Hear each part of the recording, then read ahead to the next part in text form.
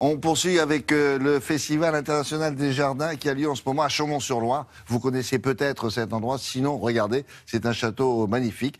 C'est jusqu'au 1er novembre et Philippe Collignon vous mène là-bas pour vous montrer quelques coups de cœur. Bah, évidemment, c'est trop vaste pour vous faire le tour complet, mais des petits coups de cœur de ce festival qui est franchement très haut en couleur. Bonjour, le Festival international des jardins à Chaumont-sur-Loire attire chaque année près de 420 000 visiteurs sur 32 hectares. Cette année, 30 jardins sont représentés. Voici mes coups de cœur.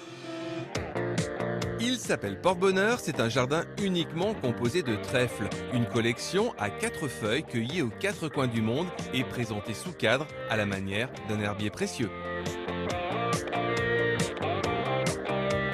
Ce jardin célèbre l'un des plaisirs les plus simples de la vie, partager un repas.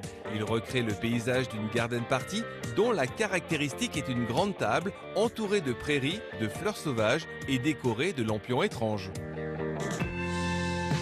Réflexion d'un collectionneur est un jardin musée, miroir qui reflète un jardin sauvage ou troué dans l'univers, une question personnelle. Ce que j'ai voulu faire, c'est retranscrire une impression que j'avais eue enfant, en entrant dans un jardin qui était complètement à l'abandon. On tombe sur une galerie de peinture, sur une série de tableaux au sein d'un jardin abandonné. Un musée qui se serait construit comme ça au sein d'une nature sauvage et qui a un contraste entre toute la partie vivante, seule, et la partie beaucoup plus cadrée grâce au reflet des miroirs, structurée, présentée comme dans une galerie. C'est l'idée d'une prairie sauvage qui a l'air d'être à l'abandon, mais qui ne l'est pas. Une bonne idée si vous n'occupez pas tout votre jardin.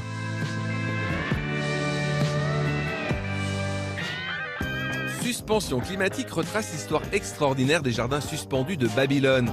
Cette réalisation interroge sur l'histoire climatique de notre planète, ses conséquences sur le monde végétal et son appréhension par l'homme.